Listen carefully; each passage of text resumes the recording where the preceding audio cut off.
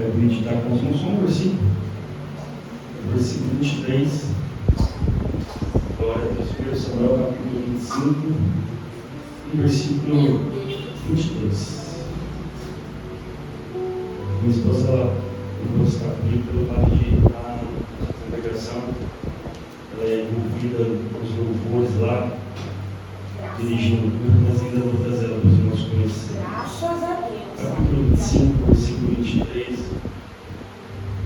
diz assim: E vendo Abigail a Davi, apressou-se, desceu do jumento e prostrou-se sobre o rosto diante de Davi, inclinando-se à terra. Amém? Como só assento. Glória a Deus. Louvado seja Deus. Glória a Deus. Quando vemos essa passagem, vemos a história de Davi. Davi, ele foi uma pessoa que foi chamada, e cabe ressaltar que quando Deus o chama, deixa eu começar com Saul. Saul, ele foi rei em Israel durante 40 anos, a Bíblia diz. E passa-se os 40 anos de Saul, a Bíblia diz, e Davi começa a reinar com 30 anos. A Bíblia começa a relatar bem desse jeito lá em 2 Samuel capítulo 5, no versículo 3. O reinado de Saul foi 40 anos, e Davi começou a reinar após Saul com 30 anos de idade. Deu para entender? Quando Saul começou a reinar, Davi ainda não tinha nascido. Porque Davi começa a reinar com 30 anos de idade, e só o reinado de Saul foi 40 anos. Então Davi veio a nascer depois desses 10 anos ele foi nascer. E cabe ressaltar outra coisa interessante. Quando Deus vai rejeitar o ministério de Saul, porque ele, de vez de obedecer, ele sacrificou, Deus vai usar o profeta Samuel dizendo que tinha alguém agora melhor do que ele para se colocar no lugar dele. E esse alguém ia ser Davi lá na frente. Também ainda não tinha nascido ainda. Olha como Deus é tremendo. Ele tem alguém, muitas das vezes, melhor do que nós para colocar no nosso lugar, só que ainda a pessoa nem nasceu ainda. Deus faz desse jeito. Ele substitui nós, se nós não for obedientes, e coloca alguém no nosso lugar para preparar a pessoa, para melhorar a pessoa. Não, a pessoa ainda nascer. Davi ainda veio nascer depois de 10 anos. Por isso que nós vamos ver que Deus, quando Ele também escolhe pessoas, não necessariamente a pessoa já nasceu. Olha o chamado de Jeremias. A Bíblia diz que antes, Deus fala para Jeremias: antes que você formasse no ventre da sua mãe, eu já havia te escolhido, santificado e dado às nações como profeta. Entendem isso? Antes que se formasse. Porque quando uma mulher, na anatomia do corpo humano da mulher, a mulher ela está gestante, ela está em processo de... A criança está gerando no ventre dela. E tem as fases de gerar, né? Tem as semanas, né? Ali é o embrião, depois é o feto, é o embrião, e tem as semanas da evolução dessa criança dentro do ventre da mulher. Só que a Bíblia está dizendo que Jeremias, Deus escolheu antes dele se formar no ventre. Então foi antes de Jeremias ter nascido. Quando então que Deus conheceu Jeremias? Acredito que foi na fecundação ali, entre o espermatozoide e o óvulo. Deus já havia escolhido. Mas por que tudo isso? Porque Jeremias, ele nasceria e exerceria o ministério numa situação muito difícil em Israel, espiritualmente falando. Era rebeldia, era anarquia, era rebelião contra Deus. Então Deus precisava de alguém que se enquadrasse num DNA. Todos nós temos um DNA diferente. Então precisava de um DNA de uma pessoa que tivesse coragem. Coragem de trazer uma palavra que nem todos queriam escutar. Por isso que Deus o escolhe antes de nascer. O que dizer do nosso Jesus? Lá em Isaías no capítulo 9 diz que o principal estava sobre os seus ombros, e o seu nome seria maravilhoso, Deus forte, conselheiro, Pai da eternidade, príncipe da paz. Então, Davi então vai nascer, ele vai servir ali ao pai, das necessidades da casa. A Bíblia diz que, aparentemente, nós vamos entender que Davi ele não comia junto com a família. Eles, pelo fato de Samuel, quando chegar na casa de Jessé, a mesa já estava preparada, mas Davi não tinha sido convidado para se sentar na mesa. Então nós vamos ver que Davi ele não se sentava na mesa. Tem algumas peculiaridades sobre essa passagem. Quando nós vemos lá no Salmo 51, Davi dizendo: em iniquidade eu fui formado, em pecado minha mãe me criou. Muitos traduzem ali que Davi está dizendo que ele era um filho bastardo, que ele não era um filho legítimo de Jessé. Aí nós vamos entender o porquê então que ele não comia junto com a família, que todos os seus irmãos eram altos, ele era baixinho, ele era ruivo, os seus irmãos não eram ruivos. Então tem toda essa história. Mas aquilo que o homem erra muitas das vezes, Deus vem e conserta e traz um grande chamado sobre a casa, sobre a vida de Davi. Davi foi escolhido no meio dos seus irmãos. A mesa já estava preparada, mas a Bíblia diz que Samuel manda chamar todos, e nenhum daqueles que vieram ali, que foram chamados por Jessé, eram o escolhido de Deus. Mas aqueles que o homem manda chamar, muitas das vezes não é a escolha de Deus, porque a escolha de Deus é aquele que Deus manda chamar. Manda chamar aquele que está no campo, porque quando a escolha de Deus vem, pode nós não ter qualificação nenhuma, pode nós ser baixinho, pode nós não ter nem altura para estar à frente de um exército ou estar enquadrado dentro de um exército. Mas quando Deus escolhe, Deus se responsabiliza para nós vencermos as guerras do Senhor. Aleluia! Porque o exército de Israel não conseguiu fazer em 40 dias na afronta do gigante Golias, Davi fez em um dia. Opa, quem é esse incircunciso que vem para afrontar o povo de Deus? Então Davi ele se dispõe, mas não com as armas de outros, mas com as suas próprias ferramentas. Qual era a ferramenta de Davi? Uma funda, a qual ele colocava uma pedra e girava, e era assim que ele defendia as ovelhas do pai, matando urso, matando leão, enfrentando esses perigos. Mas era a sua ferramenta que sabia mexer. Então nós temos que saber que algum tem outras ferramentas, e muitas das vezes para nós é até melhor que as nossas, mas Deus conta com a sua habilidade para enfrentar as guerras. Quem sabe você só sabe cantar da harpa, é a sua ferramenta. Quem sabe você só sabe orar o Pai Nosso, é a sua ferramenta. Você consegue chorar 5 minutos de joelho, é a sua ferramenta. Deus usa a sua ferramenta para derrotar o gigante. A Bíblia diz que ele girou aquela funda, e tinha uma pedra, e ele pegou 5 pedras lisas no ribeiro, a Bíblia diz, para enfrentar o gigante. Para que girar ali? Para dar impulso. Porque o gigante, nós temos que impulsionar para derrubar ele. Por isso que nós vamos ver dentro das Sagradas Escrituras, dizendo que nós temos uma flecha na mão do valente. Porque quando a flecha é lançada no arco, ela precisa de impulso para ser lançada. E muitas das vezes, quando nós estamos sendo impulsionados por Deus, nós estamos achando que estamos indo para trás. Nós estamos achando que as coisas estão piorando, que as coisas estão ficando difíceis. Não, você não está indo para trás. É Deus que está te impulsionando para você ganhar distância, para você ganhar altura, para você ganhar horizonte. Não deixa Deus te impulsionar. Quando nós temos um buraco na nossa frente, o que nós fazemos? Para a gente, ou nós desviamos, ou muitas vezes nós vamos um pouco para trás para pular ele, porque nada fica na nossa frente. A Bíblia diz lá em Cantares, no capítulo 2, versículo 8, a Bíblia diz que havia montes e outeiros, mas a Bíblia diz que a amada vem relatando, dizendo: eis que eu ouço a voz do meu amado, que já vem saltando pelos montes, pulando pelos outeiros.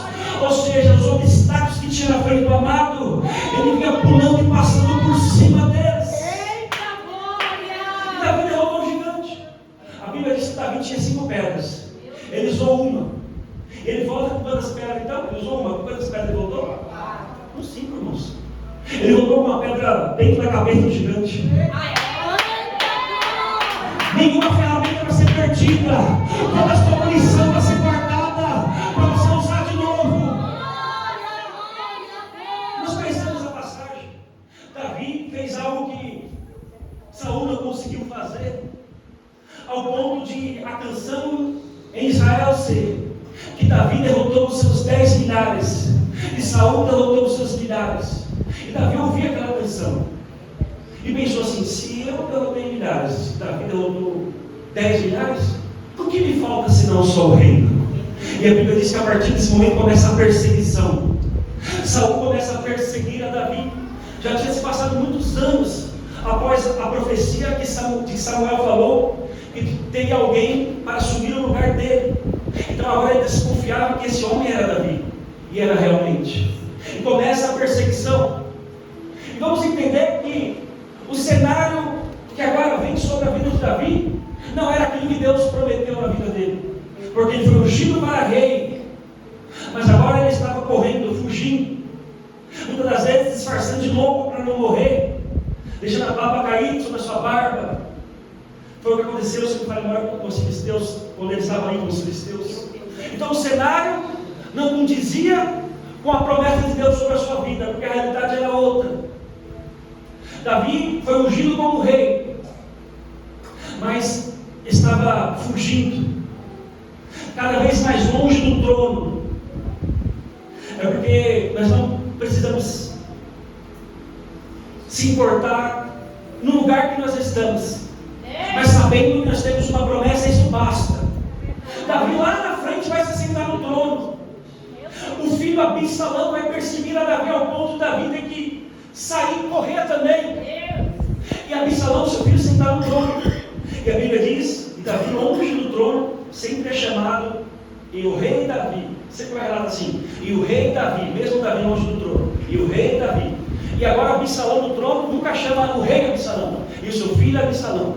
E o seu filho Absalão. Ou seja, nós não precisamos estar sentados numa cadeira para as pessoas saberem quem somos nós. Davi longe do trono era chamado de rei, porque o que está na nossa vida não é no lugar que nós sentamos, mas é naquilo que nós carregamos dentro de nós, o chamado, a unção. E não foi diferente aqui, quando nós vemos Davi sempre correndo. Davi vai se unir a alguns homens lá no capítulo 22 e capítulo 22, quando ele se reúne alguns que estavam também foragidos na caverna de Adulão, pessoas endividadas, pessoas procuradas pela justiça, e eles adotam a Davi como um líder, porque a história de Davi todos sabem em Israel, do chamado de Davi. Quem era Davi? Aquele que derrotou um gigante, mas que agora está correndo da fúria do rei Saul, porque a maior dificuldade de Davi foi o rei Saul. Não foi o gigante, não foi o leão, não foi o urso. Por quê? Porque o gigante, o urso e o leão, ele pôde matar. Mas Saul ele não podia matar porque era ungido. Ele não podia tocar. Tinha que deixar para Deus resolver a situação. Davi teve até oportunidade, cortou a orla das vestes de Saul.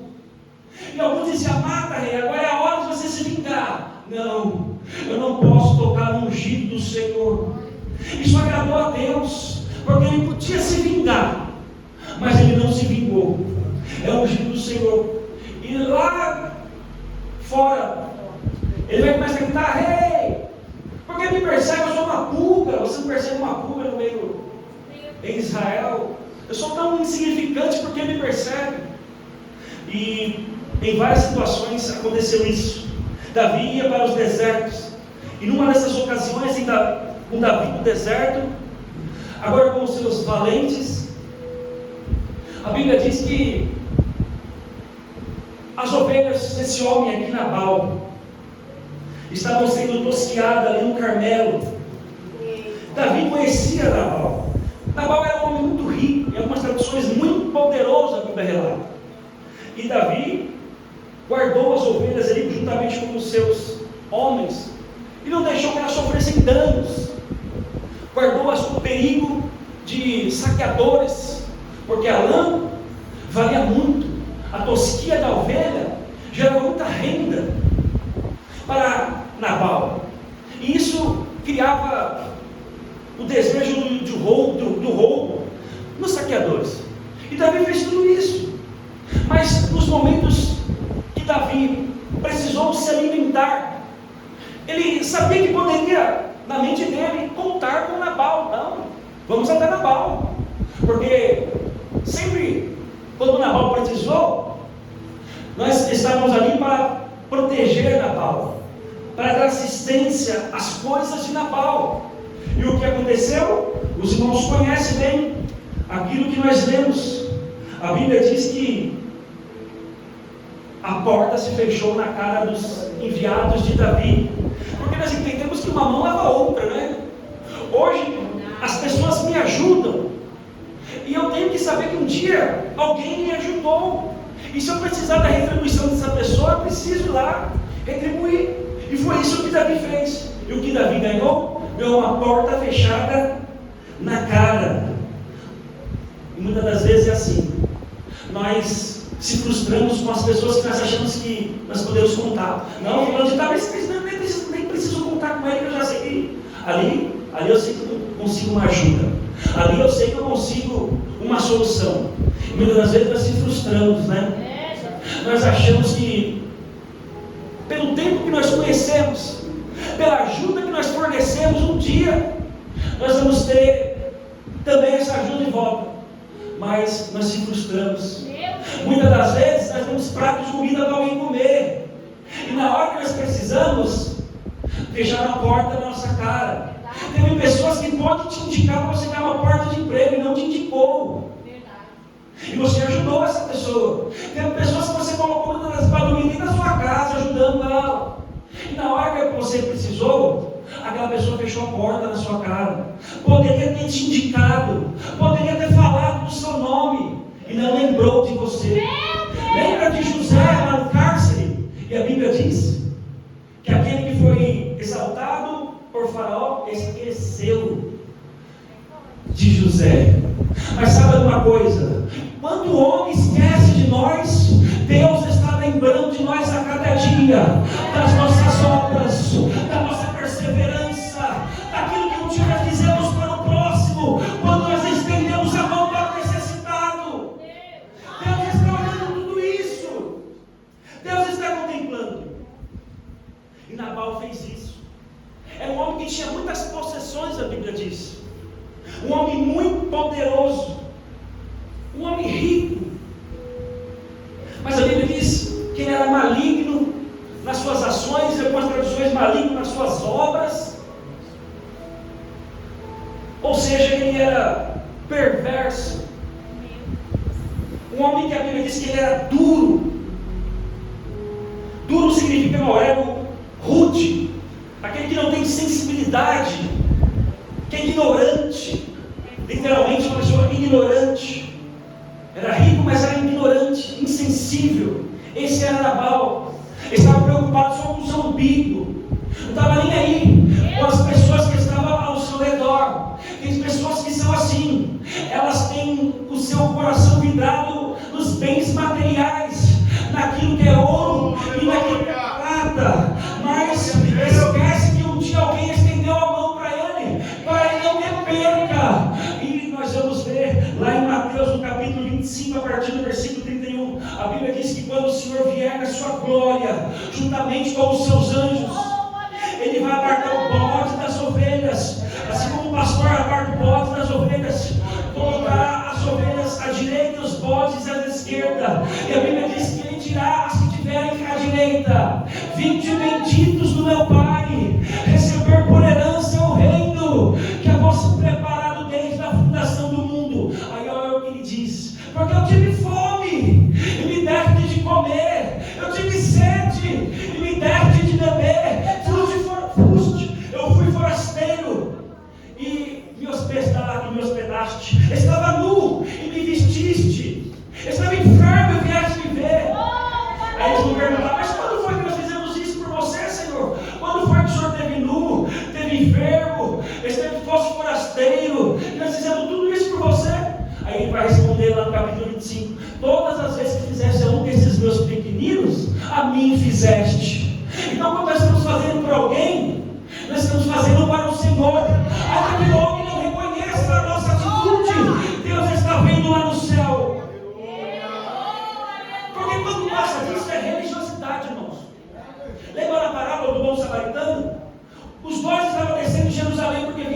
templo, tanto o sacerdote como o levita.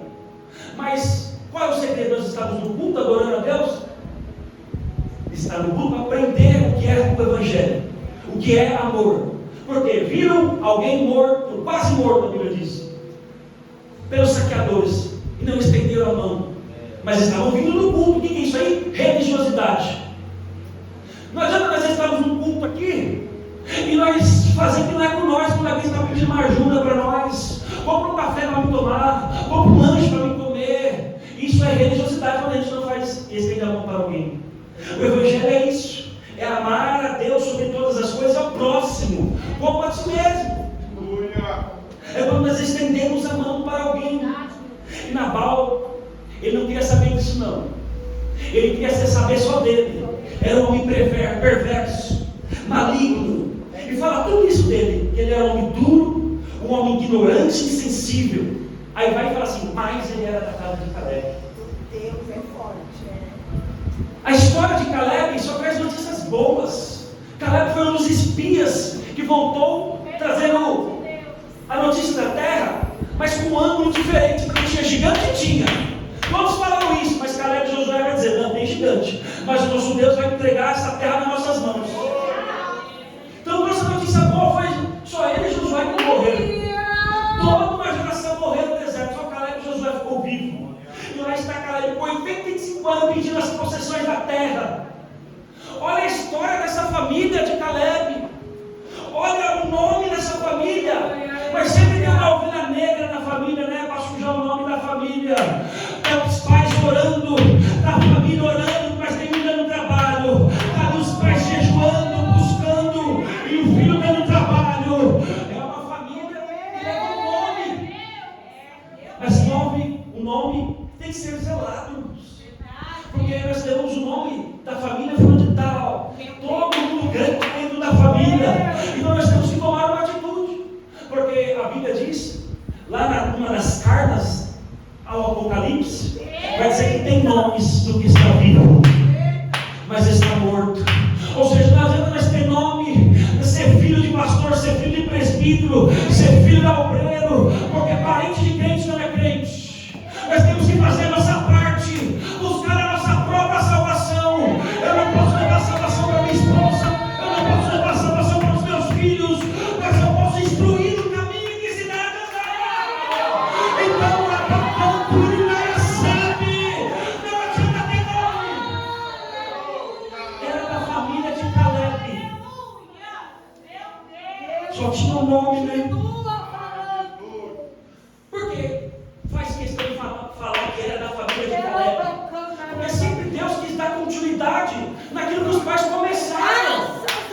Porque não acaba em nós, continua nos nossos filhos. Olha o que aconteceu com Sara. A Bíblia diz que o nome dela era Saraí. Não era Saraí o nome dela? Deus tinha unido o nome dela ao H, no hebraico, da mesma, e coloca no menino que nasceu, Isaac.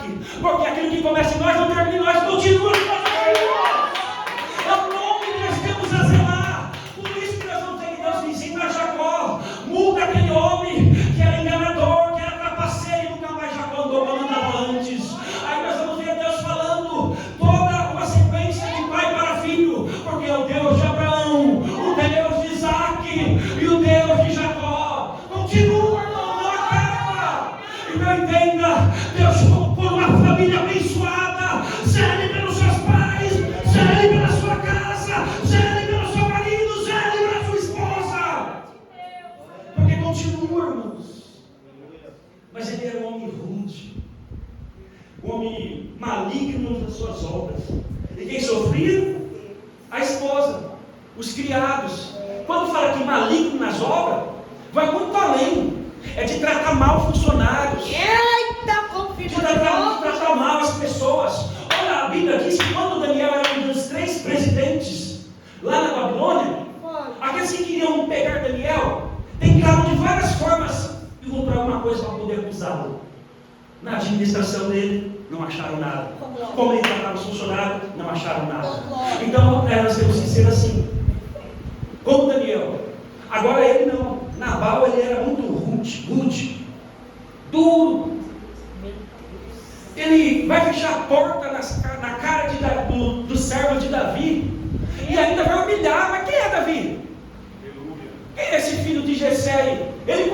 conhecia Davi, sim. O problema é que Nabal, a família de Caleb, melhor dizendo, fez campanha política para Saul. Então, se ele fosse ajudar Davi, por Saul para perseguir Davi, isso alguém ia ficar sabendo. Então, a intenção de Nabal era o quê? Não, esse eu não posso ajudar, porque o meu nome vai ficar mal visto, porque puxava a sardinha para o lado da família de Saul, porque ajudava ele lá atrás. Mas o ajudar dele aqui, ou o negligenciar de Davi aqui, não era para ajudar a Saul, mas com medo de represálias. Porque muitas das vezes as pessoas, quando vê uma pessoa bem sucedida e uma pessoa simples, vão para o lado das pessoas bem sucedidas, porque acham que vai levar vantagem, porque acham que pode ganhar um favor. Mas não, ele ajudando Davi era uma forma de Deus honrar a sua casa. E ele não foi pedir muita coisa não, Davi. Alguma coisa que você tiver para a gente comer. Foi negado.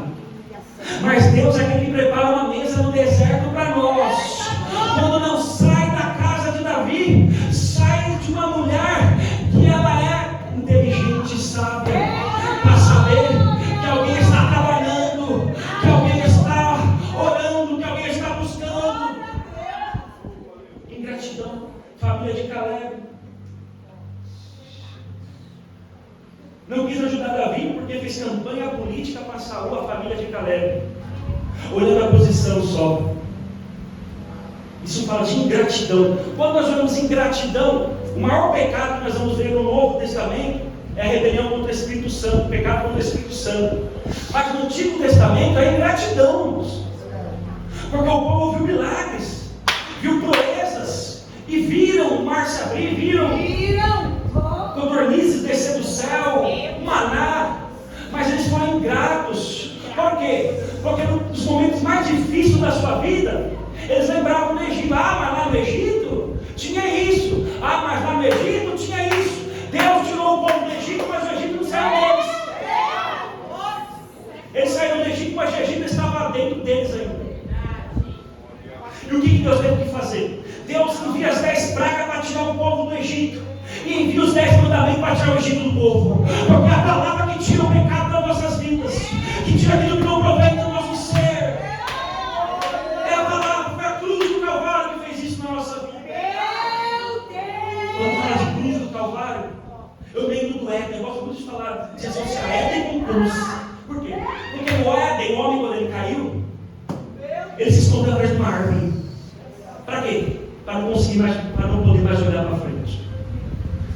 Ele cai no Éden, se esconde atrás de uma árvore, das árvores deles, porque o pecado não deixou olhar para frente. Mas quando Cristo foi crucificado na cruz, Cristo não podia mais olhar para trás, porque tinha uma cruz sobre ele. Para quê?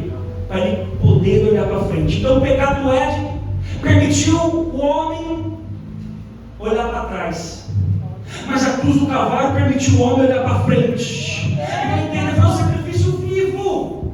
Eu não sei se eu já falei aqui, Cristo veio oferecer o caminho, a verdade e a vida. E o diabo veio inverter os valores, oferecendo atalho, mentira que gerou morte. Porque aquilo que é contrário a caminho é atalho. E nós não precisamos de atalho para chegar com pressa. Não, ele está no momento certo, a hora certa para o arrebatamento da igreja. Nós já sabemos o nosso destino. O destino é o céu, mas para chegar nesse destino tem um caminho, e ele é o caminho, a verdade e a vida, que nos conduz à salvação eterna. Nós estamos naquela cruz com Cristo. Paulo falou: eu estou crucificado com Cristo, e já não vivo mais, mas Cristo vive em mim.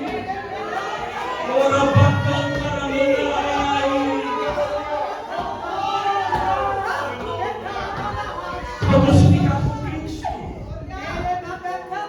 Uma dignidade e gratidão.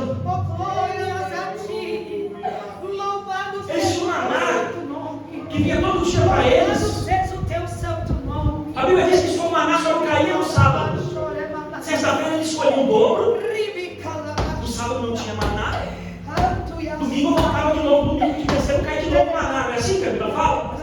Sexta-feira eles colhiam dobro, porque de sábados não podiam colher. Colhiam um dobro, porção dobrada do maná na sexta. Sábado não tinha maná. Domingo voltava de manhã cedo para cair de novo. O que fala disso? Fala de Jesus Cristo na cruz. E na sexta-feira ele foi crucificado com porção dobrada, porque ele morreu para judeu e morreu para gentil. Sábado ia jantar para Jesus, que ele não ia estar ali. Mas no domingo de manhã cedo ele estava de volta. Abaixou e me decanta na manai. Porque ele vai dizer em João capítulo 6: eu sou o pão vivo que desceu do céu. Os vossos pais comeram lá no deserto e morreram. Mas eu sou o pão da vida. Abacanta na manai. Esse era Nabal. Humilhou Davi. Humilhou Davi. Que cenário, né? Um rei sem trono. Muitas vezes eu falo: Senhor, eu tenho uma promessa, mas olha a minha situação. O Senhor não prometeu isso, mas eu estou ao contrário de tudo isso. É igual eu sempre falei, eu já até falei isso aqui. Deus preparou Davi para enfrentar o urso. E ele enfrentou o urso e se tornou preparado para enfrentar o leão. Ele mata o leão e se tornou preparado para enfrentar o gigante. Ele mata o gigante e se tornou preparado para enfrentar Saul. Saul acaba morrendo, ele se tornou preparado para se entrar no trono. Então Deus vai nos preparando. Porque nós temos fases da nossa vida, das nossas vidas. E nós vamos aprendendo dia após dia. Por isso que a Bíblia diz em 1 Pedro 3,18 que nós possamos crescer na estatura de varão perfeito, crescer na graça e no conhecimento. É um crescimento duplo: graça e conhecimento. Crescer na presença de Deus e crescer dentro da palavra do Senhor, para a gente crescer reto. Porque se nós crescermos só no movimento, só no oba-oba, não adianta. Porque o que trouxe avivamento não foi o oba-oba. O avivamento trouxe o oba-oba, mas o avivamento só continuou por causa da oração. Continua a oração, acontece o avivamento e acontece também o movimento. Mas movimento não traz avivamento, mas o avivamento traz o movimento. Uma igreja de oração, ela tem o poder das pessoas serem cheias do Espírito Santo aos poucos, das pessoas olharem: não está todo mundo bêbado ali naquela igreja, não. Isso aqui foi predito pelo profeta Joel, que nos últimos dias Deus derramaria do seu Espírito sobre toda a carne. Ninguém tinha visto isso naqueles dias, alguém cheio do Espírito Santo, mas foi profetizado que isso aconteceria. E terceiro conhecimento é saber que ninguém engana nós, porque nós temos um exemplar aqui para que você saber se está certo ou não. Nós temos um exemplar aqui, então nós temos que crescer na graça e no conhecimento. Mas quando fala de crescimento, fala de crescer, a gente ser pequeno e passar fases de numa vida espiritual com o Senhor. Mas quando nós começamos já grande, tem um problema. Quando nós começamos grande, a gente pula fases. Eu comecei numa igreja que eu fui direto para evangelista. Qual o problema? Pulei algumas fases e eu precisei delas em alguns momentos da minha vida. Então aquela sequência de escadinha é lícito, sim, para que a gente aprendendo o que é ser diácono dentro da igreja, limpar o chão, abrir a porta. Então nós vamos aprendendo, porque pastor também tem que ser servo, evangelista também tem que ser servo, diácono também tem que ser servo. Como eu já vi alguns irmãos, falei: eu ficar na porta, eu sou evangelista, meu filho. Já vi irmão falar isso, viu? Eu ficar na porta, eu fui pregar numa igreja que não tinha ninguém na porta, eu pregador de uma igreja que ninguém era de lá, fiquei na porta.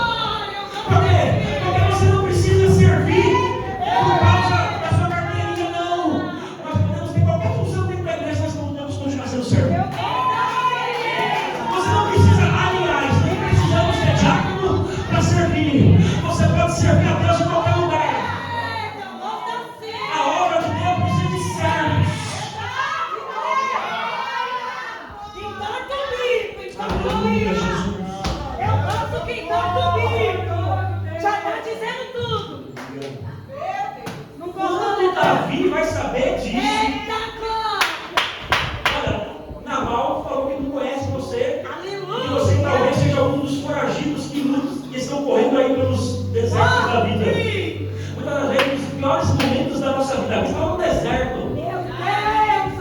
pediu ajuda no deserto e foi negada ajuda para ele. Muitas vezes alguns irmãos ligam para mim: irmão, pelo amor de Deus, me ajuda, eu estou desempregado, eu preciso comprar leite para meus filhos. Como é que eu vou ajudar uma pessoa dessa, me mantendo pouco, irmãos? Eu tenho que ajudar. Não é o que diz lá em Eclesiastes capítulo 11: lança o teu pão sobre as águas, depois de mim que te achará. Reparte por 7 e até por 8, que não sabe o dia de amanhã. É assim, irmãos. E é mais fácil o pobre ajudar do que o rico. Porque o pobre nem sabe da necessidade do irmão que está do lado. Muitas das vezes o rico passou fome. Não é todos, mas o pobre ele sabe da dor das pessoas que estão no seu mesmo patamar da igualdade muitas vezes. Quando Davi soube, Davi ficou muito irado. Mas ficou irado mesmo. Ele estava como uma ursa parida no deserto, nervoso, bravo, lembrando: poxa, olha o que eu fiz para esse homem, esse homem me retou desse jeito, me humilhando. Não só negou, mas humilhou a Davi. Uma vez eu comecei numa igreja, eu era membro. Eu estava separado para obreiro, né? Dentro de uma igreja. Uma igreja tradicional. Aí trocou o pastor. Aí depois de algum tempo eu falei: pastor, eu vou ter que sair da igreja. E eu, sem muito na inocência, falei: mas eu estava separado pelo outro pastor como obreiro, não tem problema? Não, eu nunca ia atingir mesmo. Eu escutei uma dessas, né? Mas hoje sou obreiro da casa do Senhor, porque quem escolhe é Deus. É o Senhor que levanta. E acontece muitas das vezes nós tomamos uma dessas na nossa cara. Isso tristece, né, irmãos? Davi se irou muito. Se irou. E ele queria matar todo homem da casa de Caleb, Nabal. Ia matar todos. Porque muitas das vezes, quando nós estamos cegos, nós não enxergamos. Muitas das vezes o lado humano na nossa vida aparece. Esse mesmo Davi aqui, que não matou Saul, por perseguir várias vezes, quis agora se vingar de Nabal. Porque ele estava tão cego, não parou para respirar. E muitas das vezes, quando nós estamos muito irados, nós não paramos para pensar.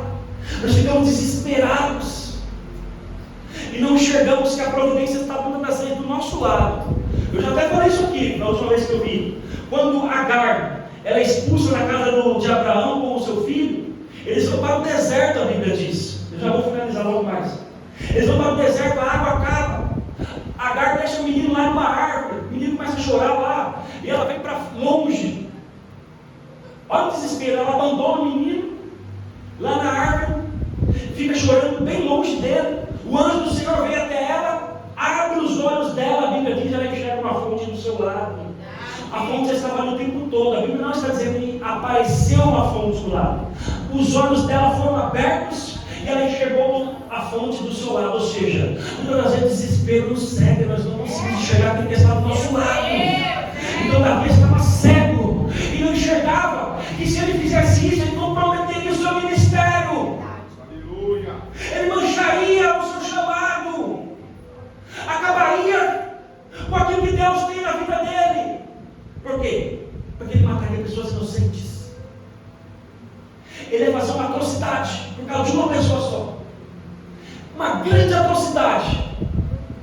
Então você está dizendo: não se rebaixe, não desça de nível, não retruque, não bata a boca, não discute, deixa nas mãos de Deus, que Deus é aquele que tem o poder de trazer a vingança, que Ele sabe como trabalhar. Não queira se vingar com as suas próprias mãos. Eu sei que tem pessoas que nos fazem algumas coisas que dá vontade de ir para cima, mas as nossas armas não são carnais, mas sim poderosas em Deus, para destruir fortalezas e todo pensamento que se levanta contra Cristo Jesus. As armas da nossa milícia não são essas do mundo carnal. E nós temos que saber que nós não temos que descer de nível. Não podemos se rebaixar. Começou a discutir, deixa discutir e vai embora. Começou a bater papo e gritar, e para todo mundo começar a escutar e ficar olhando vocês. Deixa falando e vai embora. Então vai fazer isso, né? Mas tem que fazer, irmãos.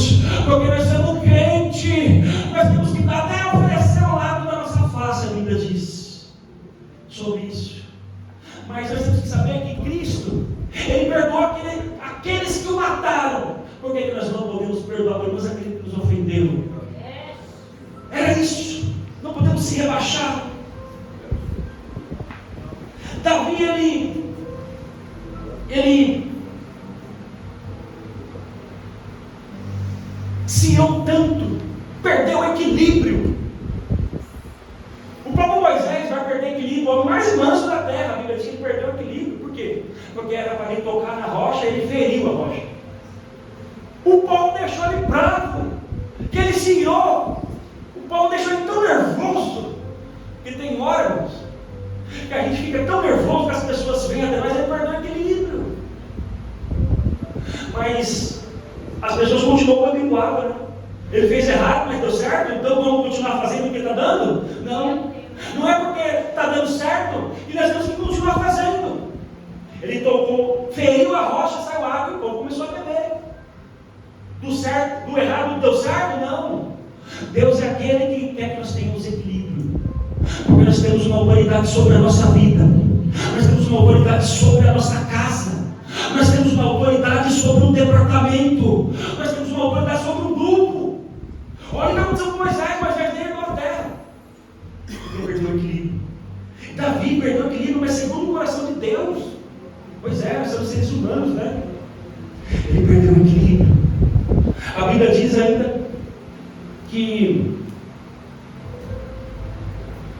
quando Nabal soube, quando Abigail, a sua esposa, olha a prova dessa mulher, ela era mulher de um homem como esse, teve que aguentar tanta coisa sobre a sua vida, um homem rude, um homem duro, um homem sensato, que tudo era na sua riqueza, ao ponto de o nome dela ser meu pai que me alegra, porque a alegria dentro da sua casa, mas ela não tinha, né?